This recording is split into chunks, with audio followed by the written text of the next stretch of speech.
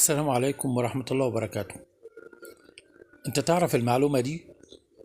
تعرف ان في قرار نزل في السعودية ان مفيش حد يقدر يخش الصحن بتاع الكعبة الا لما يكون لابس لبس الاحرام؟ السبب ايه؟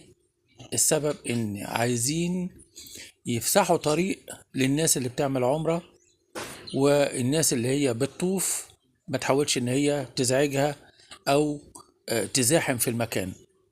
علشان كده حاطين امن ان محدش ينزل للصحن بتاع الكعبة او محدش يعمل طواف حوالين الكعبة الا لما يكون لابس لبس الاحرام. غير كده اللي مش لابسين لبس الاحرام بالنسبة للرجالة هيضطروا ان هم يطلعوا الدور الاولاني او الدور التاني او الدور التالت، على حسب ما بيتحدد لهم المكان وعلى حسب بيكون في زحمة ولا لا. انما لو انت موجود داخل الصحن لازم تكون لابس لبس الإحرام علشان تقدر إنك أنت تطوف حوالين الكعبة. والله المستعان.